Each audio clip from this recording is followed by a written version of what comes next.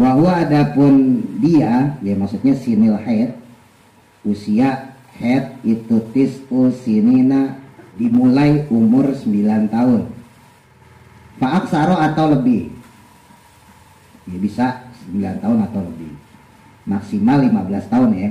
Kalau perempuan 15 tahun, haid nggak haid, laki-laki keluar sperma nggak keluar sperma, 15 tahun dihukumi balik, maka terkena hukum taklifi, ya sholat, ya zakat, ngaji, dan seterusnya. Fal khariju, maka adapun darah yang keluar ma'al waladi, bersamaan dengan anak, ya maksudnya bayi, au qoblahu atau sebelumnya, itu layu sama, tidaklah disebut nifasan dengan nama nifas. Dalam kitab Bughyatul Murtasyidin, nah ini disebutin addamu al-khariju minal hamili bisababil wiladati qabla infisoli jami'il waladi wa in ta'addada anir rahmi yusamma tolqon. Nah, jadi darah yang keluar dari wanita hamil disebabkan persalinan sebelum lahirnya anak tadi atau bayi tadi secara keseluruhan ya, walaupun keluarnya berulang-ulang dari rahim, maka dinamakan darah tolkon, darah tolak. Jadi bukan darah nifas tuh, bukan darah wiladah, ya namanya darah tolak. Wa hukmuhu kadamil istihaboti, dan hukumnya kayak darah istihadah. Nah maka fayazamuha, wajib baginya at-tarsibu wa toharatu wa sholatu, harus disumbat, ya harus ditahan pakai pembalut, gampangnya gitu ya. Nah kemudian orang tersebut juga dihukumi tetap harus bersuci dan tetap sholat. Wa khoroja, dan adapun pengecualian bagi orang yang junub bil masjid, di dalam masjid. Pengecualian maksudnya boleh di dalam masjid ya, itu al-madarisu, yaitu madrasah atau sekolah. Kalau sekolahan boleh, perempuan haid. Warubutu, dan juga ya, ribat itu pesantren ya. Ya dalam tanda kutip ya, ada mudorot kalau pengajian itu diadakan di musola sebetulnya ya. Khawatirnya nanti itu ke bawah sampai gede, dia nggak tahu hukum-hukum pemuliakan musola, memuliakan masjid, kan itu yang kita khawatirin. Itu makanya kemarin saya sempat singgung sampai biar Muharram lomba ajan, lomba hafalan surat pendek pakai tepuk tangan. Ironinya dalam masjid, nah kan ada pengurus, banyak orang pinter loh, dan ada ustadznya. Masa nggak dikasih tahu sih dalam masjid nggak boleh tepuk tangan, nggak boleh teriak, kan gitu. Pakai speaker masalahnya, kalau pakai speaker pak kita nggak tahu, pakai speaker. Tepuk tangan adik-adik, malah perempuan. Kan itu kan mempertontonkan kegoblokan gitu. Astagfirullah. Mudah-mudahan bukan calon ente dah. Wah parah bener.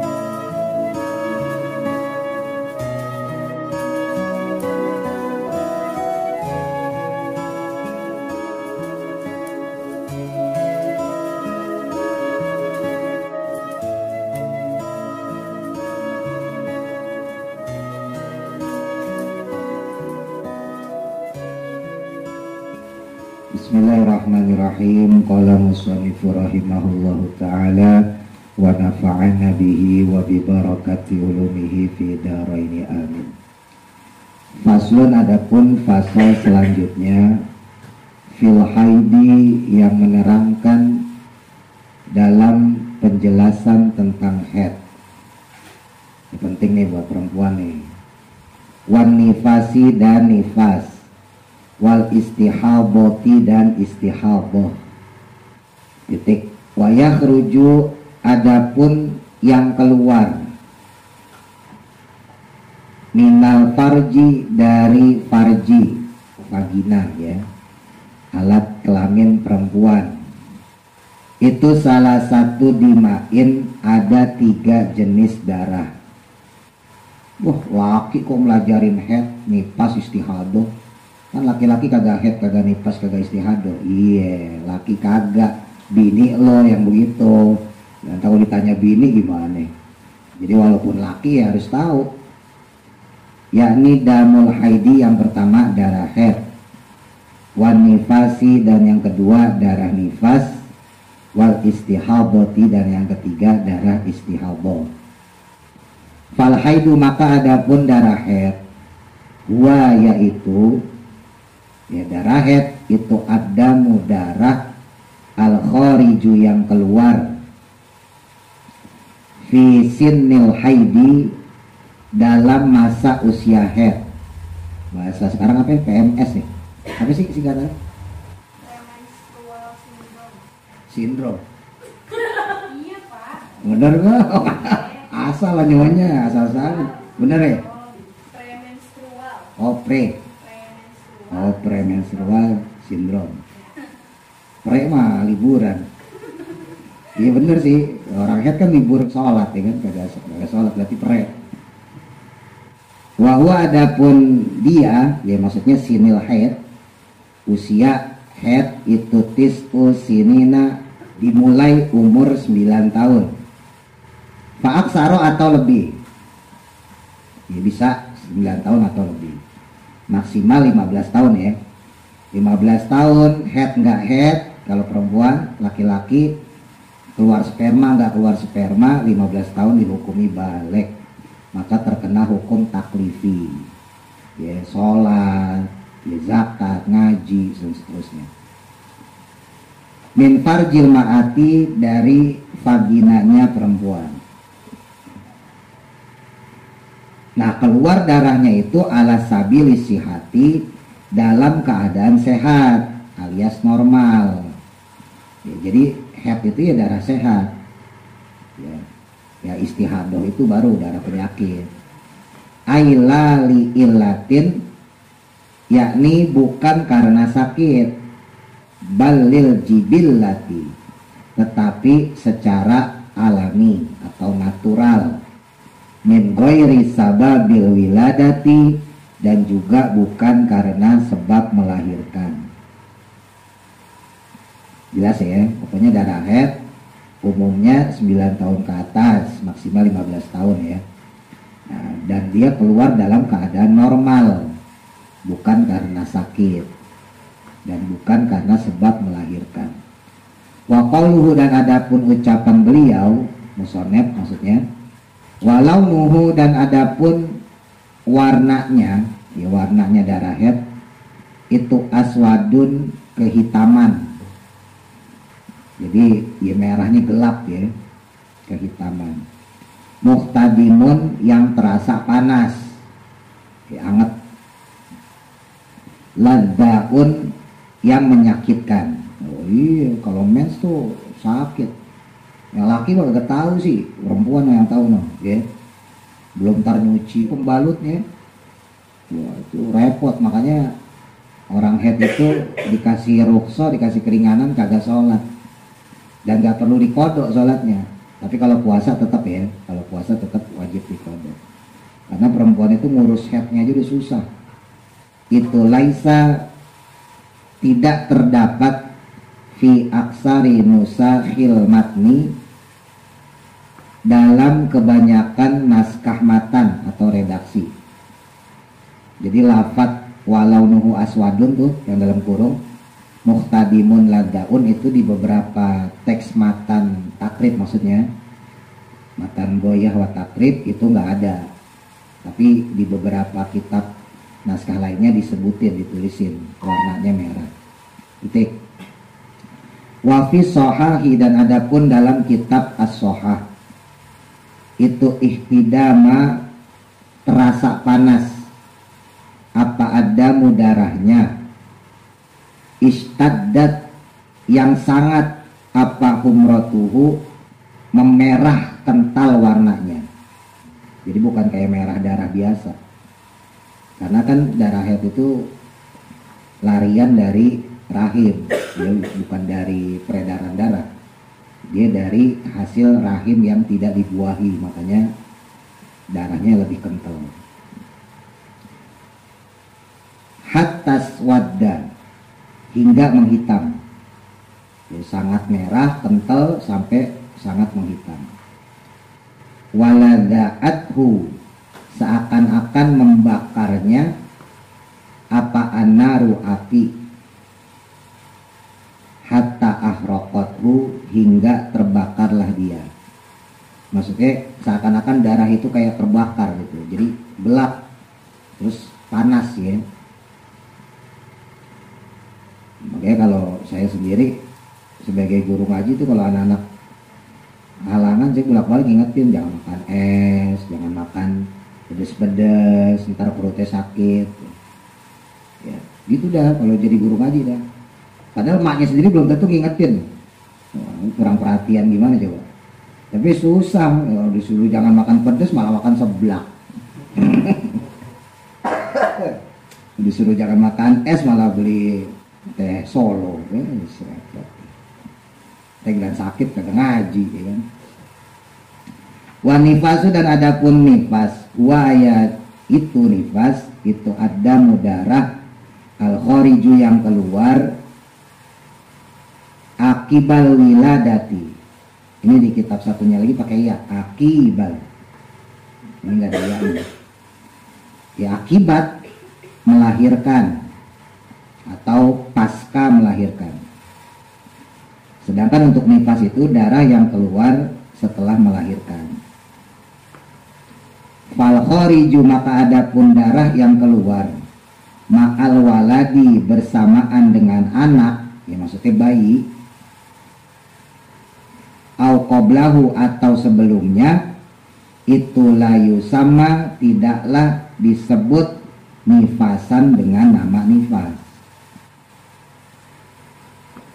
Wa ziyadatul ya'i, dan penambahan huruf ya fi akibin, pada lafat akib tadi tuh. Ada yang pakai lafat ya, akib.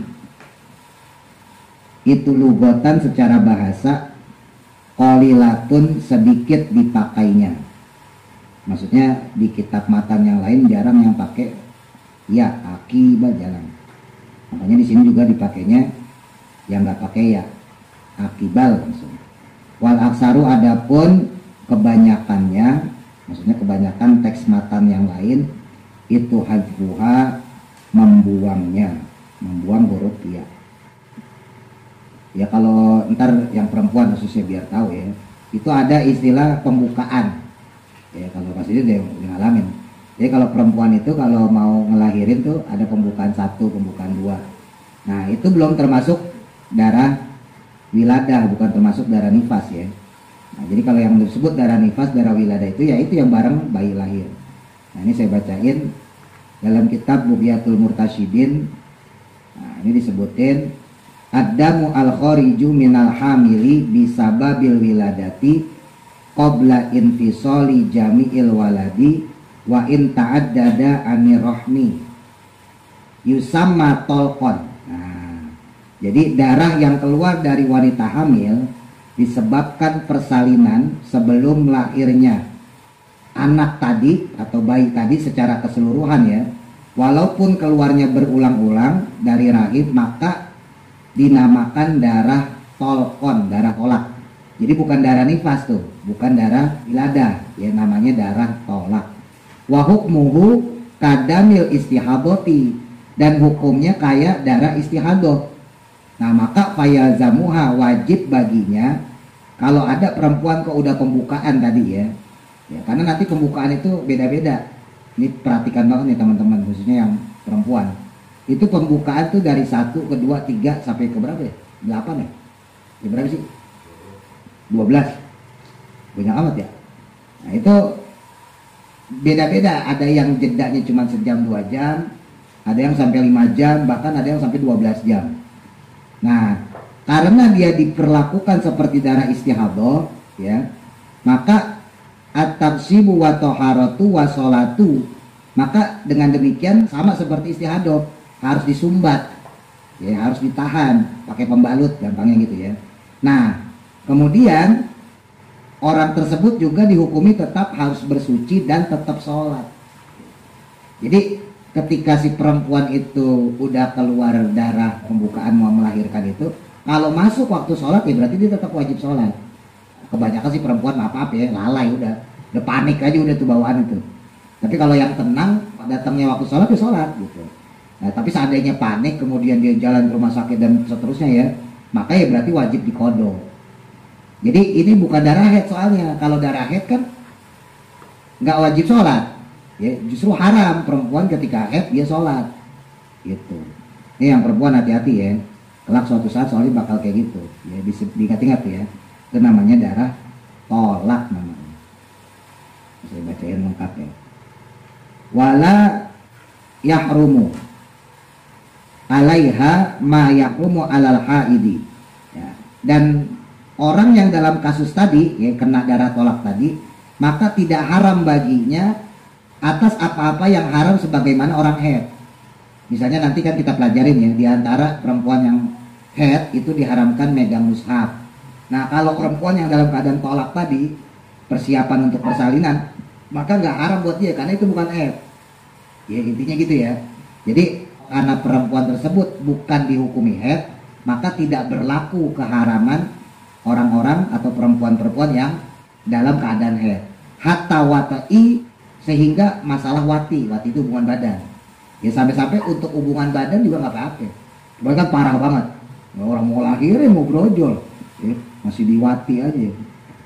Tapi secara hukum ya, nah itu diperbolehkan, ya. Detik.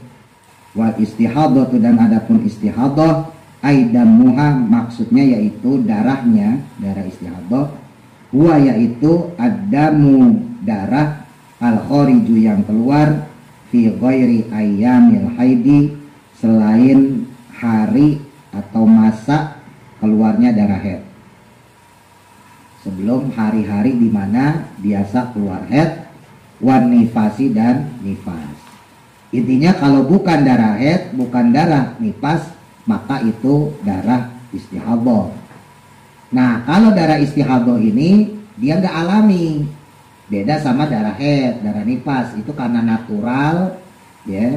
Kalau yang haid karena dia memang sehat, kalau yang nifas karena dia melahirkan. Sementara untuk istihadah la ala sabili sihati, bukan dalam keadaan sehat, ya, bukan dalam keadaan normal. Ketik ya.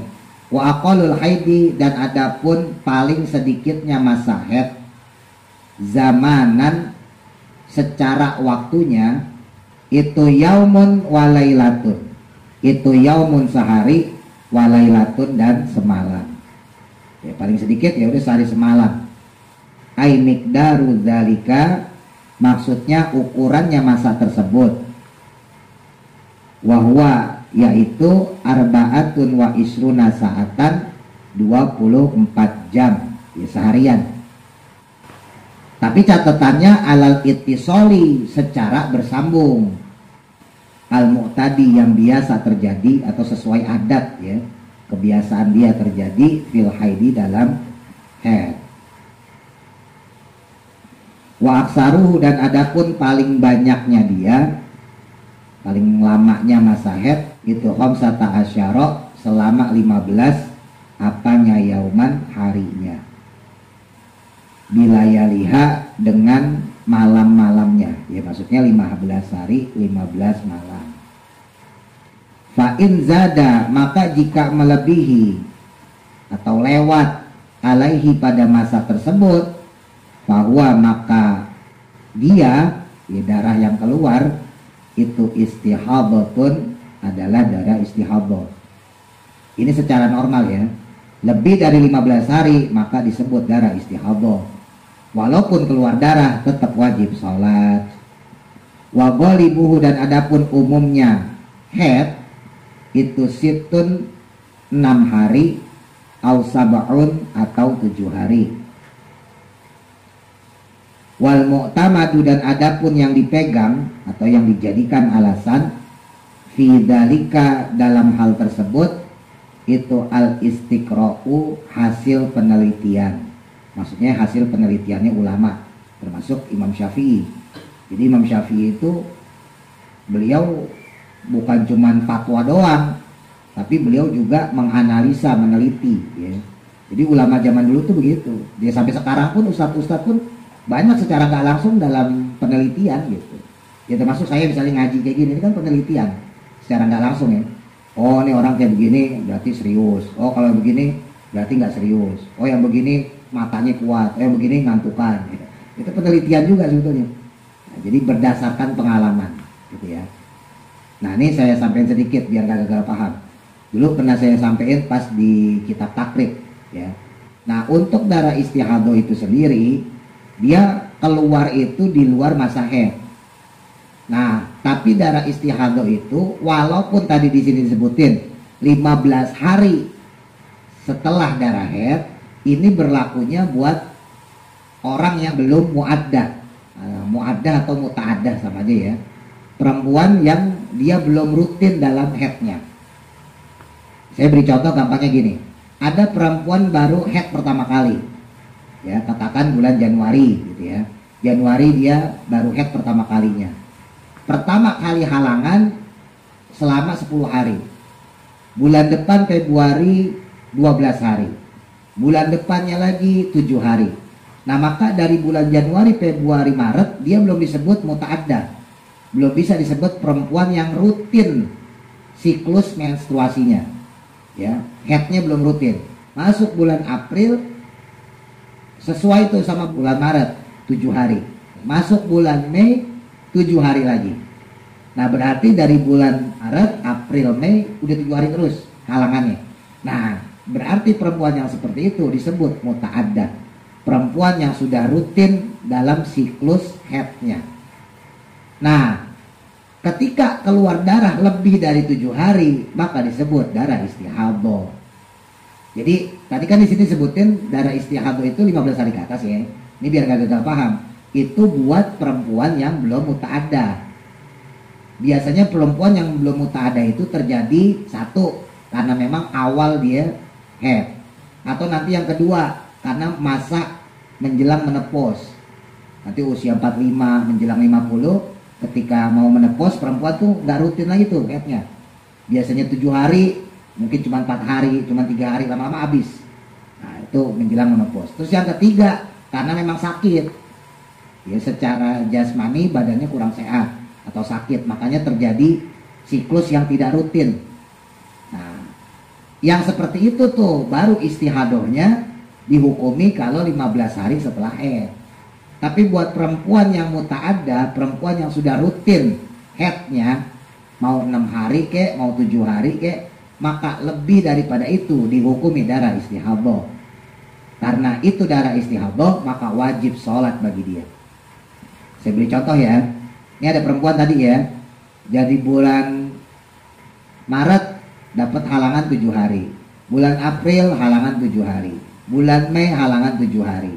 Ya, bulan Agustus halangan 7 hari. Maka bisa kita simpulkan dia sudah muta'addah. Ya, dia sudah rutin siklus haidnya. Nah, bulan September halangan 6 hari.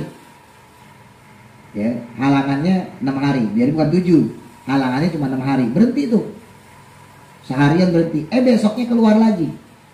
Nah, karena masih pada hari ke-7, maka itu tetap dihukumi darah haid. Sebagaimana siklus menstruasi dia. Ya. Atau bulan Oktobernya. Ya. Halangan 4 hari. Ya, Senin keluar, Selasa keluar, ya, Rebo keluar, Kamis keluar. Ya, 4 hari keluar darah haid. Ya. Hari Jumat berhenti, nggak keluar darah. Hari kelima tuh ya. Hari ke-6 nggak keluar darah juga. Hari ke-7 keluar lagi. Karena masih dalam siklus dia 7 hari, maka itu pun disebut darah haid. Paham ya? Nah, sekarang kita balik. Ada perempuan tadi ya, biasa dapat 7 hari. Ya, Agustus dapat 7 hari. September pas dapat 7 hari, tanggal hari ke-8-nya bersih. Ya 24 jam bersih, nggak keluar darah. hari ke-9-nya keluar darah. Nah itu yang disebut dengan darah istihadah. Tetap wajib sholat. Nah buat perempuan yang dalam seperti itu, ini khususnya buat perempuan nih ya, karena dia wajib sholat, sementara sholat itu mensyaratkan dalam keadaan suci ya, salah satu syarat sholat itu kan harus dalam keadaan suci. Maka pastikan ketika dia wudhu, ketika dia sholat tidak keluar darah istihadah. Jadi katakan misalnya zuhur jam 12 ya, jam 12 zuhur. Nah kemudian jam 12 seperempat keluar darahnya, maka jangan langsung sholat. Jam 1 keluar darah istihadahnya, jangan sholat, nggak apa-apa ya. Jam 2 masih keluar juga, nggak apa-apa. Setengah 3 udah mulai berhenti, nah itu baru waktu dia sholat. Jadi khusus untuk orang yang uzur, dalam hal ini istihadah ya. Nanti ada juga misalnya bawasir, orang yang ambeien, itu diperbolehkan, bahkan wajib bagi dia menunda waktu sholat, mengakhirkan waktu sholat. Khusus orang yang uzur, sekali lagi ya, khusus orang yang uzur diperbolehkan. Bahkan sebagian ulama berpendapat wajib bagi dia mengakhirkan sholat supaya memastikan dia sholat dalam keadaan suci. Justru ketika dia sholat dalam keadaan istihadah, dipaksain sholat malah salah, karena berarti sholatnya kagak sah.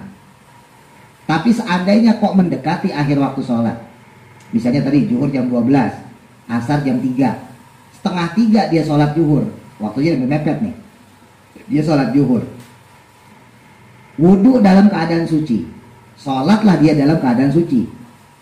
Rokaat pertama nggak keluar, rokaat kedua nggak keluar, rokaat ketiga atau rokaat keempat keluar, maka lanjutkan sholatnya. Yang kayak begitu sah. Kenapa? Karena dia berada di dalam akhir masa waktu sholat.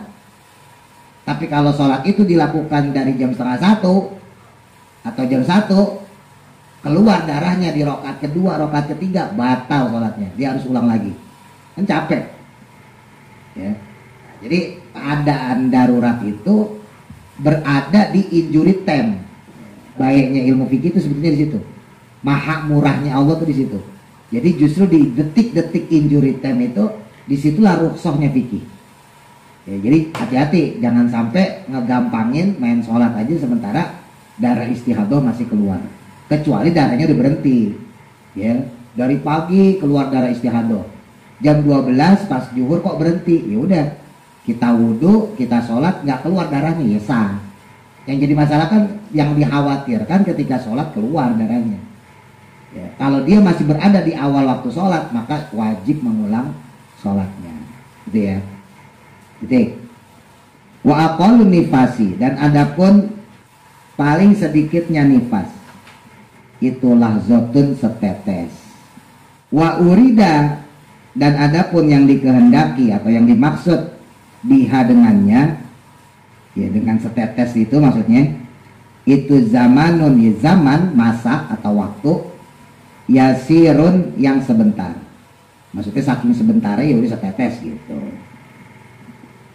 Ya belum tentu setetes juga, bisa juga cuman secrit gitu loh. Apalagi sekarang itu ada metode melahirkan di dalam air. Sekarang ada di luar negeri, tahu kalau di Indonesia udah ada belum? Jadi untuk mencegah operasi sesar. Wa betada'un nifasi, dan awalnya masa nifas itu minin fisolil waladi, dari mulainya keluar seluruh badan bayi. Keluar tuh badan bayi semuanya, itulah terhitung nifas. Wa aksaruhu, dan adapun paling banyaknya nifas itu situna 60 apanya yauman, harinya. Paling banyak 60 hari. Makanya lebih dari 60 hari ya berarti istihadah, balik lagi. Wa ghalibuhu, dan adapun umumnya itu arbauna 40 apanya yauman, harinya. Secara umum 40 hari. Wal mu'tamadu, dan adapun qaul yang mu'tamad, yang lebih kuat, fi dzalika, dalam hal tersebut, itu al-istiqra'u, ya sama ya, hasil penelitian. Aidon juga. Ya, dalam kitab Minhajul Qawwim, saya bacain pada halaman ke-27. Falau ra'at hamilun ad-dama summa tahurat yauman masalan summa waladat faddamu al-khariju ba'dal wiladati nifasun wa qablaha haidun. Nah, jadi bila wanita hamil itu melihat darah, ini perempuan hamil ya, melihat darah, kemudian dia kok suci kembali, ya, misalnya selama sehari, kemudian melahirkan, maka darah yang keluar setelah persalinan tadi, setelah melahirkan tadi ya, merupakan darah nifas. Sedangkan sebelum persalinan, yang keluar sebelumnya, maka itu adalah darah haid. Ini penting nih. Ya, jadi misalnya ya, ada perempuan HPL-nya tanggal 30. HPL itu habis nggak tahu? Hari perkiraan lahir ya. Saya udah lupa sih bilang ini. HPL dah, namanya hari perkiraan lahir. Namanya HPL kan prediksi doang. Jadi bisa maju, bisa mundur, bisa pas. HPL-nya 30. Lah kok tanggal 25 keluar darah? Bukan pendarahan itu sebetulnya. Itu emang darah haid. Kadang orang suka panik loh. Nah, ini pentingnya ilmu lagi-lagi. Disangkain pendarahan. Dicek ke dokter nggak ada masalah. Ya bukan pendarahan karena memang itu haidnya keburu datang duluan sebetulnya. Ya tentunya karena ada faktor jasmani ya, mungkin sakit, mungkin takut, khawatir, emosional dan sebagainya. Nah, misalnya HPL-nya tanggal 30, diperkirakan kelahirannya 30. Biasanya kalau nggak maju mundur. Lah kok tanggal 25 keluar darah, terus berhenti. Tanggal 26-nya lahir. Nah, maka yang darah nifas itu yang lahir itu. Jelas ya? Nah, yang kemarin nih tanggal 25 ini maka terhitung masa haid. Jadi siap-siap bulan depan kemungkinan besar masa nipasnya itu kan maksimal 60 hari ya. Umumnya 40 hari. Ya, ingat umumnya 40 hari, maksimalnya 60 hari. Nanti bisa jadi mungkin cuma sebulan. Jadi tanggal 25 keluar lagi darah. Berarti itu udah nyambung darah haid. Jadi darah nipasnya nyambung darah haid. Selesai bersih, berarti itu udah selesai dari haidnya. Kalau kita hitung, kan masa nifas itu kan umumnya 40 hari, maksimal 60. Kalau tanggal 26 dia ngelahirin, berarti kan udah darah nifas tuh ya. Tanggal 25 berikutnya berarti kan sebulan. Nah, maka akan bersambunglah darah nifas dia dengan darah haid. Makanya nanti kemungkinan setelah tanggal 25, misalnya dia biasa halangan 6 hari atau 7 hari, ya udah tinggal ditambah. 25 tambah 7 misalnya 26, 27, 28, 29, 30, 1, 2, maka berhenti tanggal 2 atau tanggal 3 bersih dia suci, ya udah wajib sholat.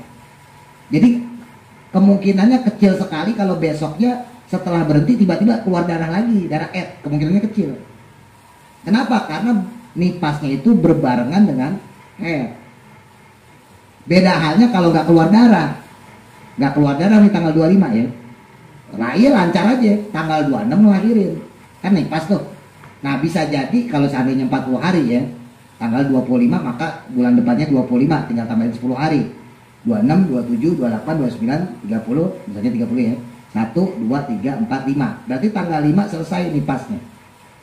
Nipas selesai, tanggal 6 bersih, tanggal 7 bersih, tanggal 8 bersih. Bisa jadi tanggal 9 keluar darah. Nah, itu darah haid. Jadi darah haidnya nggak bersambung sama darah nifas. Gitu. Paham gak nih? Jangan lumayan, kalau lumayan tuh meragukan ya. Lumayan tuh separuh paham, kalau enggak masalah ya. Orang yang paham aja besok lupa, apalagi yang lumayan. Itu kemungkinan lupanya gede itu. Paham gak nih? Nah, emang susah kalau belum kawin tuh susah dah. Harus kawin dulu pas enggak. Kalau kawin pasti paham nih. Ya.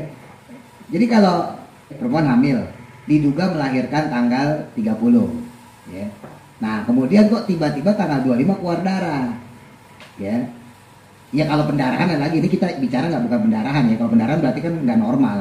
Jadi kita bicara pas dicek di rumah sakit nggak apa-apa, normal Bu, ini nggak apa-apa Bu. Nggak ada masalah ya. Nah, tanggal 25 itu dia keluar darah, tapi pas diperiksa normal. Nah, maka kemungkinan besar itu darah haid. Lah tanggal 26-nya balik lagi bersih. Lah terus kemudian malamnya lahiran. Ya, jelas ya kalau nifas kan yang pas lahiran. Nah, yang tanggal 25 ini yang harus kita ingat. Oh, berarti ada kemungkinan bulan depan tanggal 25 itu dia dapat jatah haid. Jadi bisa jadi nanti masa nifasnya itu bersambung langsung sama masa haid. Ya walaupun secara konsekuensi hukum sama, mau nifas ke mau haid ke kan nggak boleh sholat, ya haram sholat. Secara konsekuensi sama. Cuman ini harus diingetin karena ketika bersambung antara nifas dengan haidnya itu, maka ada kemungkinan setelah dia bersih dia nggak bakal haid lagi. Terus sampai bulan depan sampai tanggal 25 lagi. Itu beda sama yang dia nggak haid, lurus aja sampai lahirin keluar darah nifas. Nah itu ya tergantung, bisa langsung haid, bisa juga jeda. Jadi jangan kaget, kok saya nggak haid ya habis nifas kemarin. Ya bisa jadi yang kemarin itu terakhirnya itu haid, orang gabung sama nifas.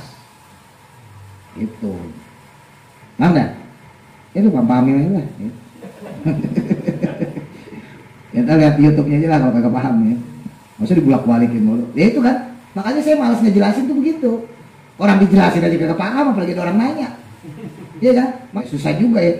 Kita nggak jawab dosa. Namanya ilmu kan harus disampaikan. Disampaikan belum tentu paham. Iya kan? Kan harus berulang-ulang. Ini berulang-ulang berapa kali tuh? Saya ulang lagi kan nih. Habis tuh ngomongin gitu dong. Itu. Ya udah ntar dilihat di YouTube ya. Makanya ya itu tadi saya paling males ngejelasin sesuatu yang nggak bisa langsung instan gitu loh. Kan panjang ngejelasinnya gitu. 2 SKS semester. Jadi wa aqallu tuhri, dan adapun paling sedikitnya masa suci atau masa bersih al-fasili yang memisahkan bainal haidataini tasniyah ya, antara dua masa haid itu khamsata asyara adalah 15 apanya yauman harinya. Ya kalau menepus ya berarti suci terus sebulan gitu. Wahtaroza mengecualikan siapa al-musannifu musannif pengarang kitab biqaulihi dengan ucapan beliau bainal haidataini dengan lafaz haidataini tadi ya.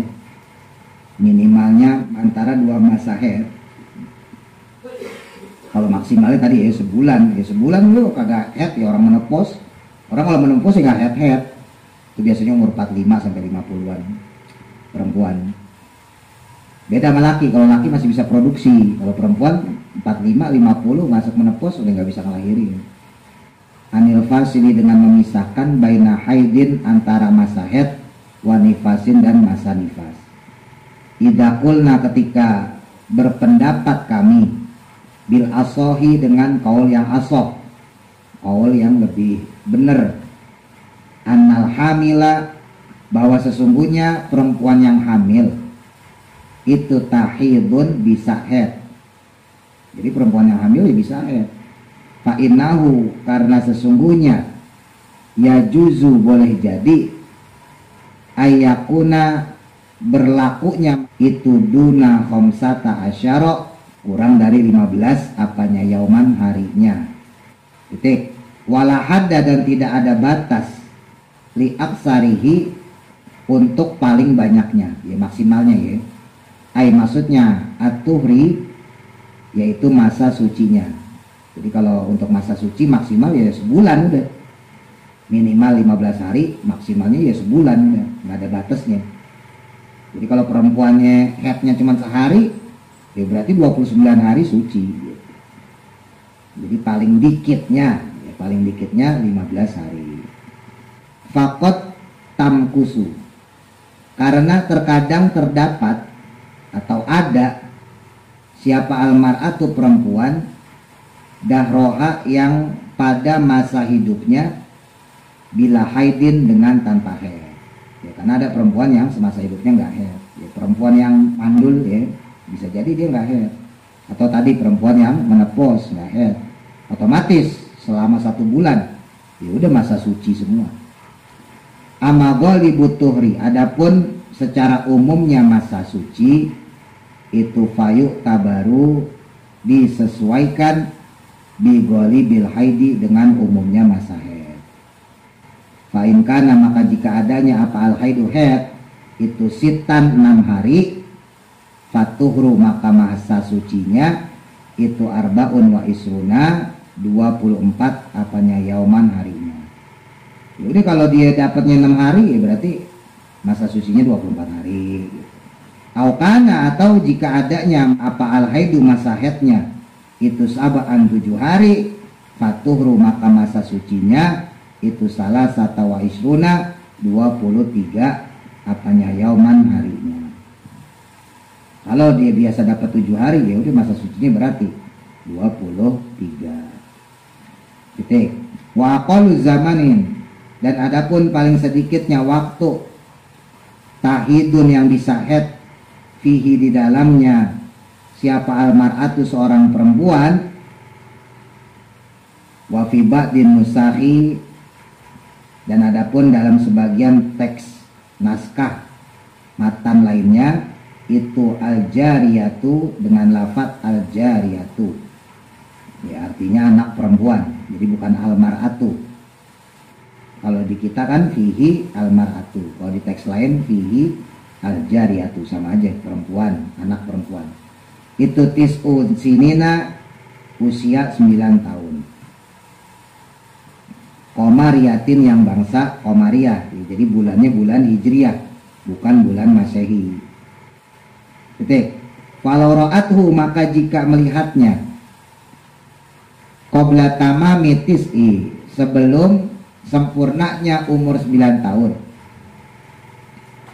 Bizamanin dengan zaman atau dengan waktu yadiku yang kurang an haidin dari masa haid watuhrin dan sucinya maksudnya 9 tahun kurang 16 hari gitu ya kan dikurangin masa haid kan maksimal 15 hari ya. Nah kok ada perempuan ini secara Komariah ya secara bulan Komariah bulan Hijriah sekali lagi bukan bulan Masehi. Nah secara bulan Hijriah dia itu jatuhnya 9 tahun tapi kurang 16 hari ya, jadi kurang masa haid ya.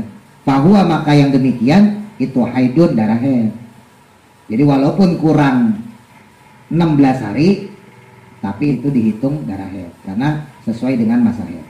Wa illa namun jika tidak illa di situ bukan kecuali ya. In sama la diidghamin. In jika la tidak. Jika tidak diidghamin jadi illa. Jika tidak, fala maka bukan haid. Maksudnya kalau seandainya kok 9 tahun yang bukan kurang 16 hari, kurangnya 20, ya berarti bukan darah haid. Titik. Wa aqallul hamli dan adapun paling sedikitnya masa hamil. Zamanan ya secara waktunya itu sitatu asyurin 6 bulan. Nah, paling sedikitnya hamil itu 6 bulan. Makanya dulu pernah kita bahas kalau ada perempuan hamil, nauzubillah di luar nikah, ya, jadi 3 bulan kok belum dikawinin, ya, kan masa kandung 6 bulan ya, 3 bulan kok belum dikawinin, maka si anak itu nggak punya bin kepada bapaknya. Nah, baik yang menghamili, yang menikahi maupun yang bukan menghamili. Jadi makanya nauzubillah ya, perempuan berzina lalu hamil maka maksimal batas dia 3 bulan. Bulan keempat kok belum dikawinin, maka dia mengandung cuma 5 bulan. Ya kan 9 bulan ya, usia umum 9 bulan. Ini kortingan nih, secara fikih itu paling sedikitnya masa hamil 6 bulan. Makanya kalau dia nih 3 bulan ini ya, 3 bulan kok dikawinin, berarti dia mengandung anak 1 bulan, 2 bulan, 3 bulan, 4 bulan, 5 bulan, 6 bulan ya, lahir, masih dapat bin bapaknya. Paham nggak maksudnya? Nah kalau dia di usia 4 bulan ya, kok 4 bulan baru dikawinin, masuk ke 5, berarti si perempuan hamil dalam keadaan nikah ya. Nikah itu hamilnya cuma 5 bulan. 1, 2, 3, 4, 5. Makanya si anak kagak dapat nasab bapaknya. Dan kalau itu anak perempuan, maka ketika dia nanti menikah nggak boleh diwaliin sama bapaknya. Itu bahaya. Nah, ini ngeri, hati-hati. Pacaran-pacaran melendung aja. Ya itu khawatir lagi ntar anaknya kagak bisa diwaliin. Gimana wali hakim udah? Kan pertanyaannya kemudian bapaknya mau nggak ngakuin Tapi biasanya penghulunya ini pengalaman, dulu pernah saya cerita ya. Kalau sekarang udah tertera sih ya. Kalau yang dulu enggak, kalau yang sekarang itu di kakak itu tertera. Nikahnya kapan, anaknya kapan. Kalau sekarang kalau nggak salah ada. Kalau dulu kan nggak ada tuh nikahnya. Kalau sekarang ada. Misalnya nikahnya Januari tanggal 1 lah gampang itu ya. Tanggal 1 Januari 2024. Lah kok dilihat anak pertama kan ada, anak pertama. Ya. Lahirnya tanggal 1 Mei 2024. Wah, berarti kasbon tuh. Ya. Ini kan kita bicara 20 tahun kemudian. Si penghulu tadi ngelihat nih, tahun 2024 tambah 20 berarti 2044 ya. Tahun 2044 anak perempuan kan dinikahin. Ya kan dilihat sama penghulunya. Loh, bapaknya nikah tanggal 1 Januari 2024. Lah kok anaknya lahir 1 Mei 2024, berarti kan cuma 5 bulan. Oh, berarti bapaknya kasbon nih. Nah, tinggal pertanyaan di situ, bapaknya mau nggak ngakuin bahwa saya emang dulu udah terlanjur kasbon duluan. Yaudah, bapak penghulu yang nikahin deh. Tuh, pertanyaannya, gengsi nggak kira-kira? Pasti gengsi. Akhirnya bapaknya yang nikahin, pernikahannya kagak sah. Bahaya. Kalau penghulu yang berani, bapak maaf ya, mungkin pelan-pelan ngomongnya ya, nggak kencang. Lo si kasbon, kayak gitu. Pelan-pelan ngomongnya, Pak maaf Pak, ini bapak gini ya. Kalau dia ngakuin, maaf ya Pak saya yang nikahin. Kalau nggak penghulu yang nikahin, itu lebih benar. Tapi kan pertanyaannya bapaknya gengsi nggak? Masa bapaknya ada kagak nikahin kan gitu ya? Bener gak? Wah, repot itu. Itu orang yang ngerjain kita tiban kulung. Ya nauzubillah. Dek. Walah zotani dan lebih 2 masa sebentar. Ya maksudnya bisa 2 hari, bisa 2 minggu. Ya. Waksaru dan adapun paling lamanya zamanan ya secara masanya paling lamanya hamil itu arba'u sinina 4 tahun. Jadi bukan 9 bulan. Wa golibu adapun umumnya itu tis'atu asyurin 9 bulan. Umumnya 9 bulan. Paling lama 4 tahun. Ada nggak orang yang dikandung selama 4 tahun? Imam Syafi'i. Itu bolak-balik lah saya somong ya. Imam Syafi'i itu dikandung ibunya itu 4 tahun. Ya, makanya jos ya, keluar 6 tahun hafal Quran. 6 tahun hafal Quran. Ya, 8 tahun hafal kitab Muwatta, kitab hadis. Waktu itu belum ada Bukhari Muslim ya. Satu-satunya kitab hadis saat itu adalah kitab Muwattanya Imam Malik. 6 tahun hafal Quran, 8 tahun hafal hadis. Top baru. Anak sekarang 8 tahun masih main TikTok. Gimana mau maju bangsa? Repot tulisan. Wal mu'tamadu dan adapun yang kaul mu'tamadnya, kaul yang kuatnya, fidzalika yaitu dalam hal tersebut itu al wujudu ya kenyataan yang ada. Maksudnya sesuai penelitian lagi. Titik. Wa yahrumu dan haram bil haidi, yakni dengan orang yang haid, ya termasuk nipas. Haram wafiba dinusahi dan dalam sebagian teks naskah matan lainnya lafadznya wayah rumu alal haidi pakai isim fa'il fahaidu. Oh ini kan pakai masdar ya, haidun. Oh ini haidun. Sama artinya orang yang haid. Sama niyatu asya'a ada 8 perkara atau ada 8 hal. Ahaduha adapun yang pertamanya itu as-sholatu sholat haram. Fardon baik secara fardu, au naflan atau secara sunnah. Makanya perempuan tuh bisa loh dapat kortingan pahala loh. Setiap azan zuhur niatin, ya Allah, saya tidak sholat karena saya haid. Pahala itu. Lah kan haram. Haram itu apa? Ketika dikerjakan berdosa, ketika ditinggalkan berpahala. Jadi Manda tuh kalau mau dapat pahala itu. Setiap azan zuhur, ya Allah saya tidak sholat zuhur karena saya sedang haid. Haram bagi saya sholat. Maka selama waktu zuhur dapat pahala. Nanti azan asar lagi, ya Allah saya tidak sholat asar karena saya dalam keadaan haid. Dapat pahala. Nanti maghrib gitu juga, ya Allah saya niatkan saya tidak sholat maghrib karena saya dalam keadaan head. Selama maghrib dapat pahala. Terus tuh isya, subuh, selama seminggu, wow, pahala gratis. Cuma kan nggak ada yang tahu ya. Ya ninggalin begitu aja, ninggalin doang gak dapat pahala. Kan beda ninggalin tahu ilmunya dengan ninggalin karena nggak tahu ilmunya, beda. Ya, ninggalin nggak tahu ilmunya ya cuma nggak dapat dosa aja gitu, tapi nggak dapat pahala.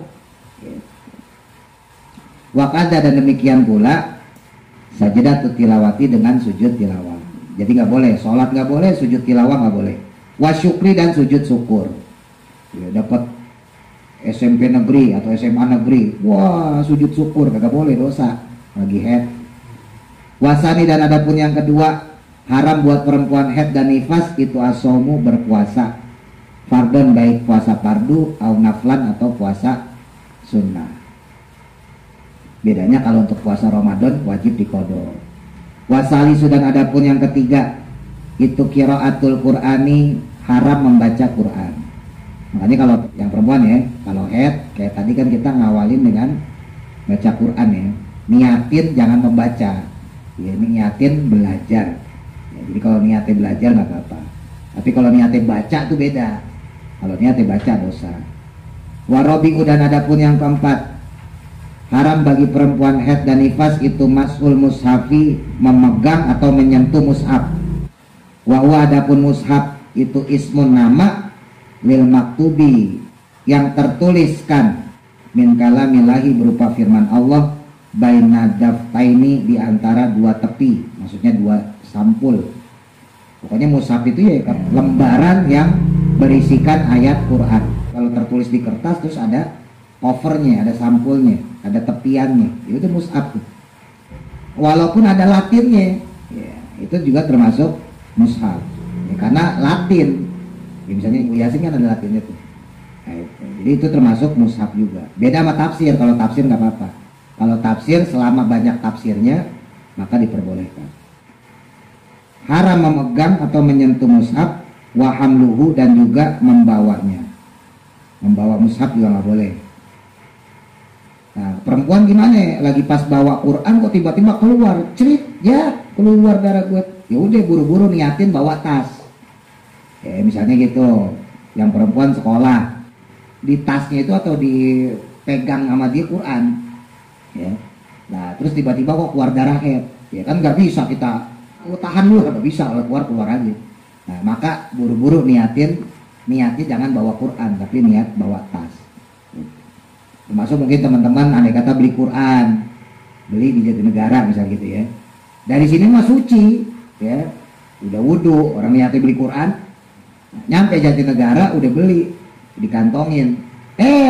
Pas naik motor kentut, prot ya, mau wudhu repot ya kan. Ya udah niatin bawa kantong plastik, bawa kantong kresek atau bawa tas. Ya, jangan nggak diniatin, kalau diniatin berarti kita terhukumi bawa Quran, dosa hukumnya. Illa idza khafat, kecuali jika dia takut alaihi padanya. Maksudnya takut nggak dimuliakan. Misalnya Qurannya jatuh, ya. Ada perempuan head ngelihat Quran jatuh, ya pinggirin. Mau nggak mau dia megang itu Quran, itu nggak apa-apa. Gitu. Wal khamisu dan adapun yang kelima itu dukhulul masjidi, masuk ke dalam masjid. Lil haidi bagi wanita yang head, in khafat jika dia takut atau khawatir talwisahu dengan mengotorinya masjid itu dengan darah head dia. Ini kalau secara syariat ya, kalau secara hakikat ya ulama hakikat gak mandang seperti itu. Dimanapun juga perempuan head itu kan dalam keadaan najis. Makanya sekalipun dia bisa menjaga headnya tidak tercecer, tidak mengotori masjid, kalau bisa jangan sampai masuk masjid. Dan saya lebih condong sama pendapat yang kedua ini. Ya, karena hakikatnya bukan masalah bercecer atau enggak, tapi masalah pemuliaan terhadap masjid. Termasuk musola ya. Makanya bolak-balik saya ngomong dari yang perempuan khususnya. Ya, kok andai kata kita menghadiri pernikahan, akad nikah saudara kita, kayak tetangga kita, kok dilaksanakannya di masjid? Termasuk musola loh, musola juga masjid loh. Ya, selama diwakafkan musola itu masjid. Nah, yang laki-laki misalnya istrinya dalam keadaan head, yang perempuan misalnya dalam keadaan head, ya udah kita ingetin, kamu dalam keadaan head, gak usah masuk, gak usah ngeliat, udah di luar aja gitu. ingetin ya. Karena banyak zaman sekarang kadang-kadang ya masuk aja gitu ya, dia nggak tahu dalam keadaan kadang-kadang pakai kerudung. Wasabi sudah ada pun yang keenam itu at-tawafu tawaf fardon, baik yang fardu au naflan ataupun yang sunnah. Tawaf juga nggak boleh. Makanya nanti kalau perempuan atau yang laki-laki kelak nanti kalau punya istri ketika umroh atau haji ya, itu jumhur ulama nggak boleh. Makanya nanti biasanya kalau ada perempuan yang diduga besoknya haid sementara pengen melaksanakan umroh atau pengen melaksanakan haji, kan ada tawaf nih. Nah, maka biasanya ditawarin obat penunda haid. Nah itu diperbolehkan. Ya kan sayang udah jauh-jauh ke sono, ya Mas Didit, ya kan udah berangkat ke sono misalnya umroh atau udah ntar sama bininya berangkat ke sono. Lah nyampe sono perempuannya haid. Lah kagak bisa ngapa-ngapain kalau haid. Sholat kagak bisa, tawaf kagak bisa ya kan? Ya rugi bandar. Udah bayar mahal ke sono haid. Nah itu biasanya sama dokternya dikasih obat khusus ya, untuk menghentikan darah haid. Dan obatnya tokcer. Serut mampet langsung. Kayak diapet lah gitu. Langsung mampet itu. Nah itu boleh selama ya tadi tujuannya untuk ibadah. Tapi kalau berbahaya ya tetap nggak boleh. Seandainya ya ada perempuan yang punya kelainan dalam rahimnya, terus dokternya tahu nih bahwa dia akan umroh atau pengen pergi haji, terus dokternya bilang, Bu hati-hati ya kalau di sana sama dokter ditawarin obat penunda haid, ibu jangan mau ya misalnya gitu ya. Nah itu kan berarti udah dapet warning dari dokternya, nggak boleh ya, haram, tetap haram. Tapi kalau untuk perempuan normal boleh. Wasabi dan ada pun yang ketujuh al-wat'u, hubungan badan ya, wati. Wayusanu dan disunahkan liman bagi orang wati'a yang dia hubungan badan fi ikbalid dami dalam masa keluarnya darah haid. Lah kok andai kata ada perempuan hubungan badan sama suaminya pas dia lagi haid, maka atasod duku disunahkan bersedekah bidinarin dengan 1 dinar. 1 dinar itu kurang lebih 4,5 gram ya. Kalau 1 gram itu 1 juta lah kalau sekarang. 4 gram berarti 4 juta. Mas sedekahnya 4 juta nih. Hati-hati makanya. Ya, kalau lagi lampu merah jangan mentabrak aja. Tapi sunnahnya bersedekah 1 dinar. Waliman dan adapun bagi orang wati'a yang wati ya, hubungan badan fi idbarihi dalam keluarnya darah yang sedikit atasoduku maka bersedekah binis fi dinarin dengan 1/2 dinar. Jadi kalau terlanjur hubungan badannya pas darah haidnya deres ya dianjurkan bersedekah 1 dinar. Tapi kalau keluarnya sedikit dianjurkan 1/2 dinar. Tapi ini bukan berarti diperbolehkan loh, bukan ya. Ini mah kalau nggak sengaja, pas lagi hubungan badan tiba-tiba keluar darah haid, itu maksudnya. Ya, tapi kalau darah haid ya kagak boleh. Orang kan termasuk yang dilarang ya. Yang ketujuh dilarang hubungan badan. Wasaminu dan adapun yang ke-8 termasuk dilarang buat perempuan yang haid atau nifas ya, itu al-istimta'u, bercumbu bima dengan anggota badan baina surati antara pusar warukbati dan dengkul minal mar'ati pada perempuan. Tapi fala yahrumu tidak haram apal istimta'u ya bercumbu bihima dengan keduanya, wala bima fauqahuma dan tidak juga pada anggota badan selain keduanya. Maksudnya di atas pusar, di atas lutut. Jadi di pusar boleh, di lutut boleh, yang nggak boleh di antara pusar sama lutut, nggak usah disebut deh.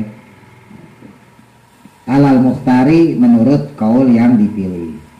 Fi Syarhil Muhadzab dalam kitab Syarah Al Muhadzab Imam An-Nawawi. Sumastatroda lalu menjelaskan siapa al-musannifu musannif lidzikrima karena penyampaian keterangan hakuhu yang lebih tepatnya itu ayud karo disampaikan. Jadi bukan zikri tapi yuzkar. Fima dalam keterangan sabako yang sebelumnya. Maksudnya udah pernah disampaikan dalam keterangan sebelumnya. Fi fasli mujibil gusli, dalam pasal atau bab tentang perkara yang mewajibkan mandi. Faqala, maka berkata lagi musannif, wa yahrumu, perkara yang haram alal junubi, atas orang yang junub, itu khamsatu asya'a, ada 5 perkara. Kalau orang junub berarti termasuk kita laki-laki ya, habis hubungan badan atau habis keluar sperma. Ahaduha, adapun yang pertamanya itu as-sholatu, sholat, sama fardon, baik fardu au naflan ataupun sunnah. Wasani, dan adapun yang kedua itu qiraatul qur'ani, membaca Al-Qur'an, ghairi mansukhit tilawati, ya tidak dimansuh atau dihapus bacaannya, ayatan, ya baik ayatnya, kanat adanya, au harfan ataupun hurufnya. Karena kan ada di Quran itu ayat-ayat yang mansuh ya, ayat-ayat yang dihapus. Nah ini yang dimaksud adalah yang ghairu mansuh, yang ayat-ayat dia dihapus, baik ayatnya maupun hurufnya. Sirron, baik secara pelan, au jahron, atau secara jahar, keras. Baca Quran pelan ke baca Quran keras kayak nggak boleh. Nah makanya kayak orang yang hafal Quran, dulu pernah saya sampaikan ya, andai kata dia dalam keadaan junub, kok dia kesulitan menemukan air sementara dia harus murojaah, harus hafalan, harus ngederes, itu balik lagi, maka niatnya adalah belajar. Niatin belajar, jangan niatin membaca. Wa kharaja, dan adapun pengecualian bil Qur'ani, dengan lafaz Al-Qur'an, kecualinya itu at-Tauratu, ya kitab Taurat, wal Injilu, dan kitab Injil. Kalau Taurat Injil nggak apa-apa, tapi sekarang udah nggak ada. Udah nggak otentik ya, udah nggak asli lagi, udah nggak orisinil. Amma azkarul Qur'ani, adapun berbagai zikir dalam Al-Qur'an, fatahilu, maka boleh dibaca, dengan catatan labikos di Qur'anin, dengan tanpa niat membaca Qur'an. Ya kan zikir dalam Quran banyak, termasuk kalau teman-teman baca alhamdulillah, itu kan ayat Quran, ya enggak? Subhanallah itu ayat Quran, hasbunallah itu ayat Quran, kalimat-kalimat thayyibah itu mayoritas ayat Quran. Maka ketika kita nggak sengaja menyebutkannya, langsung niatin bahwa yang kita ucapkan adalah untuk zikir, bukan untuk sengaja membaca Quran, gitu ya. Jadi niatnya itu karena zikir. Sebab kalau misalnya secara refleks, ya itu nggak ada masalah, bisa zikir, bisa baca Quran. Misalnya ya, ada orang tiba-tiba datang kepada kita, Mas, saya dapat duit 100 juta, gitu ya. Tiba-tiba kita refleks, alhamdulillah, itu pahalanya banyak loh. Pahala kalimat thayyibah, pahala baca Quran. Lah alhamdulillah kan Quran, emang apaan? Ya kan? Pahala zikir, itu ketika kita mengucap kalimat thayyibah, alhamdulillah, itu pahalanya gede banget. Nah makanya ketika ada orang yang dalam keadaan terhalang, baik perempuan yang haid misalnya ya, nifas, ataupun tadi orang yang dalam keadaan junub, maka kan dia bisa memperoleh pahala itu tuh. Jadi nggak boleh dia mengucap alhamdulillah doang, harus buru-buru niatin membaca itu adalah zikir. Karena kalau secara normal ya, kalau secara normal dia bisa mendapatkan pahala lewat membaca Quran. Karena orang yang baca alhamdulillah secara nggak langsung dia membaca Al-Quran, makanya pahalanya double-double. Alhamdulillah, astagfirullah, itu kan ayat-ayat Quran, ya kan? Astagfirullah ada di Quran, alhamdulillah ada di Quran. Maka ketika kita ucapin itu, alhamdulillah ke, astagfirullah ke, hasbunallah ke, la haula wala quwata illa billah ke, maka secara nggak langsung kita dapat pahala zikir, pahala baca Quran, gitu. Makanya nggak boleh, harus buru-buru diniatin untuk zikir, bukan sengaja membaca Quran. Wasalisu, dan adapun yang ketiga itu mashul mushafi, memegang atau menyentuh mushaf, sama. Wahamluhu, dan membawanya, min babin, dari sisi aula yang lebih lagi. Maksudnya bawa mushaf kagak boleh, nyentuh mushaf kagak boleh, apalagi membawanya. Warobiu, dan adapun yang keempat itu at-tawafu, tawaf, ya, mengelilingi Ka'bah sama. Fardon baik tawaf fardu au naflan ataupun tawaf sunnah. Wal khamisu dan adapun yang kelima, haram bagi orang yang junub al-lubsu, ya berdiam diri fil masjid di dalam masjid. Li junubin bagi orang yang junub, muslimin yang muslim, illa bidoruratin kecuali dalam keadaan darurat, dalam kondisi darurat. Contohnya apa? Kaman seperti orang ihtalama yang mimpi basah fil masjid di dalam masjid. Ada orang dia tidur di dalam masjid, ya, mimpi basah, sempet-sempetnya mimpi basah dalam masjid. Mau keluar dikunciin. Wah, baru ya, wa ta'adzaro atau terhalang atau sulit apa hurujuhu keluarnya. Dia dikunciin, woi, dikunciin, wah lagi junub kan itu. Minhu darinya, dari masjid. Atau karena tadi takut ya, mau keluar masjid ada ular, nah, sementara dia dalam keadaan junub. Lihaufin karena takut ala nafsihi atas keselamatan dirinya, au malihi atau keselamatan hartanya. Jadi kalau darurat ya nggak apa-apa, tapi kalau secara normal nggak boleh. Ama uburul masjidi, adapun melewati masjid atau berlalu di dalam masjid, marron dengan cara berjalan, bihi dengannya, maksudnya di dalamnya, min ghairi muksin dengan tanpa berdiam diri, fala yahrumu maka tidak haram.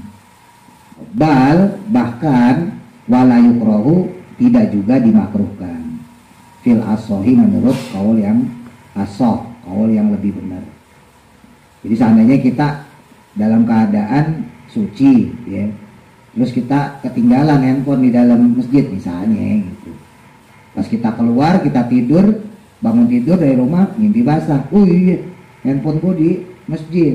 Udah kita masuk ke masjid ngambil doang, keluar lagi, bukan berdiam diri. Maka itu tidak haram, bahkan tidak makruh juga. Watarot dudul junubi, dan adapun bolak baliknya orang yang junub fil masjid di dalam masjid. Kalau ada orang kok bolak balik dalam masjid, maka itu bimanzilatil lubusi, seperti kedudukannya atau seperti hukumnya orang berdiam diri. Jadi nggak boleh. Lah kan saya lewat doang, katanya lewat nggak apa-apa. Kan saya muter-muter masjid, ya sama aja, berdiam juga di situ. Ya, itu juga sama haram. Ya, sama dihukumi berdiam diri di masjid. Jadi yang boleh itu cuma lewat gitu doang. Ya tadi lah, handphone ketinggalan misalnya gitu ya, ambil. Termasuk tadi misalnya saya beri contoh perempuan, ya ada perempuan kok menghadiri acara akad nikah di masjid, ya. Selesai acara dia keluar tiba-tiba sementara dompetnya atau mungkin tasnya ada di dalam masjid, ya udah ambil buru-buru, nggak apa-apa. Ya. Kalau sekedar berlalu, ya bukan berdiam. Wa kharaja dan adapun pengecualian bil masjid di dalam masjid, pengecualian maksudnya boleh di dalam masjid, ya itu al madarisu, yaitu madrasah atau sekolah. Kalau sekolahan boleh, perempuan haid. Warubutu dan juga ya, ribat itu pesantren. Ya. Ya dalam tanda kutip ya, ada mudorot kalau pengajian itu diadakan di musola dulunya, walaupun tetap ada manfaatnya, ya. Cuman khawatirnya itu tadi. Makanya dulu pernah saya cerita sama teman-teman ya, sebelum saya buka pengajian sendiri di rumah, itu ada beberapa musola, beberapa masjid nawarin saya, "Gak usah tadi bikin pengajian di masjid, di musola." Tapi saya tolak. Ini salah satu pertimbangan saya. Saya khawatirnya nanti ada santri yang halangan, gitu ya. Terus dia masuk masjid, dia masuk musola. Dengan kita pakai dalil yang memperbolehkan. Ya. Khawatirnya nanti itu kebawa sampai gede. Dia nggak tahu hukum-hukum pemuliakan musola, memuliakan masjid. Itu yang saya khawatirin. Sebetulnya lebih kepada situ. Beda kalau ngajar di rumah. Kalau di rumah kan bebas. Ya udah, yang penting lo nggak baca Quran, nulis aja gitu. Ya kan anak-anak yang perempuan ngaji datang, ya udah nulis aja. Nggak usah baca Quran, orang lagi halangan. Tapi kalau itu diadakan di masjid, di musola, tahu nggak gurunya kalau dihalangan? Atau jangan-jangan ya si perempuannya itu nggak ngerti juga, Kalau halangan itu kagak boleh baca Quran dan nggak boleh berada di dalam masjid. Jadi lebih banyak mudorotnya daripada manfaatnya. Ya ada teman saya yang kayak begitu, ngajar di masjid saya kasih kayak gitu, malah nyoncong, malah marah. Susah sih kalau urusan pendapatan ya. Jadi ini udah bukan beda pendapat lagi dah, beda pendapatan. Udah saya ingetin hati-hati loh, lo ngajar di masjid bahaya loh. Padahal dulunya ngajar di rumah dia, terus dialihin di masjid. Kasihan. Khawatirnya itu takutnya, oke lah kita pakai pendapat yang memperbolehkan ya. Tapi apakah dia, ya ketika dia gede ya, apa dia bisa berubah? Cara pikirnya tadi, takutnya kan cara berpikirnya nggak berubah. Akhirnya kayak tadi tuh, ntar ada acara pernikahan di masjid dia datang. Jadi misi, tujuan untuk memuliakan masjid itu jadi hilang. Karena itu yang kita khawatirin. Itu makanya kemarin saya sempat singgung sampai, ya di masjid kita sendiri, acara Gebiar Muharram, lomba ajan, lomba hafalan surat pendek pakai tepuk tangan. Saya ngenes itu. Tepuk tangan adik-adik di masjid.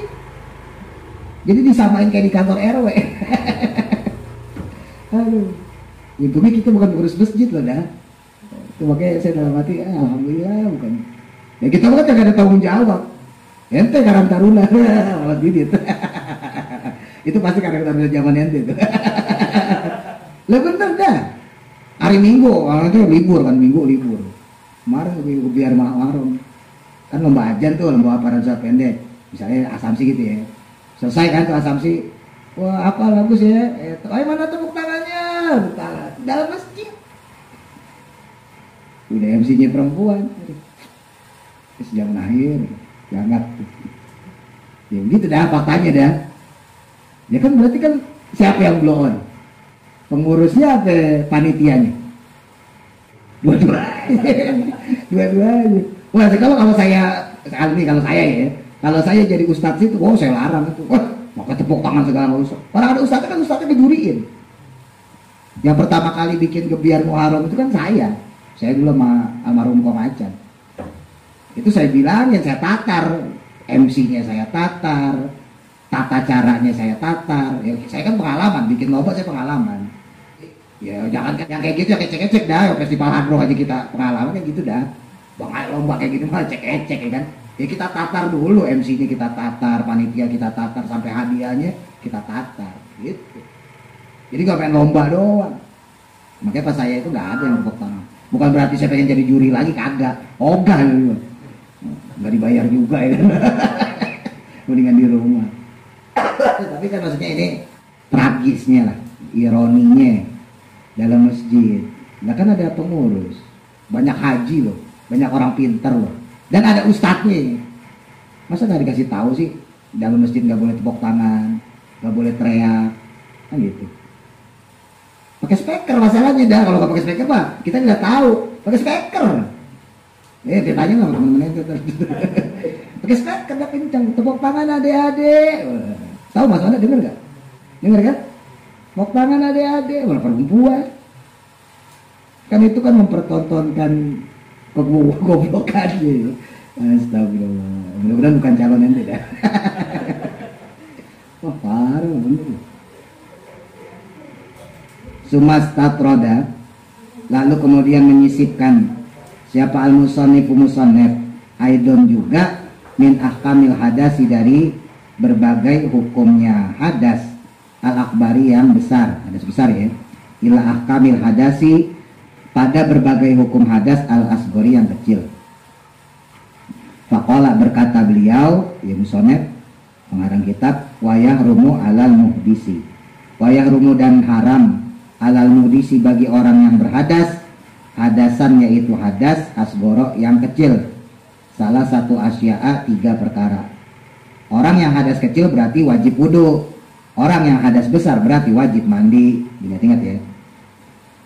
Apa yang haram buat orang yang hadas kecil? Yang pertama as-sholatu sholat, wa tawafu dan tawaf. Yang ketiga wa masul mushafi dan menyentuh mushaf, wa hamluhu dan membawanya. Wa kaza dan demikian pula kharitatun, ya, dengan kantong atau dengan tas. Ya, maksudnya membawa dengan tas Quran. Makanya tadi saya sampaikan niat ini bawa tas, jangan niat bawa Quran. Walaupun Quran itu ditaruh di kresek, di tas, ya. Kalau kita nggak niatin bawa tas, nggak niatin bawa kresek, itu terhukumi bawa Quran, gitu. Bawa Quran itu pahala juga, jangan salah. Secara normal ya. Kalau hukum normal itu bawa Quran pahala. Ngelihat Quran belum dibaca, pahala. Kita buka Quran, belum dibaca, pahala. Bawa Quran, pahala. Kalau normal. Tapi kalau dalam keadaan hadas, dosa. Makanya jangan diniatin bawa. Gitu. Wasun dukun dan peti atau bungkusan. Ya, kalau zaman dulu ditaruh di peti, di bungkusan. Sama. Fihima yang di dalam keduanya mushafun, ada mushaf. Tapi wayahilu boleh apa hamluhu membawanya fi umtiatin dalam bersamaan barang lainnya. Tapi kalau pakai barang lain, ya misalnya di dalam peti atau di dalam kantong, di dalam bungkusan tersebut ada barang lain, misalnya buku, gitu ya. Nah, itu diperbolehkan. Tapi kalau Quran tok jangan, niatin lah bawa kantongnya, bawa tasnya, bawa petinya, jangan diniatin bawa Quran.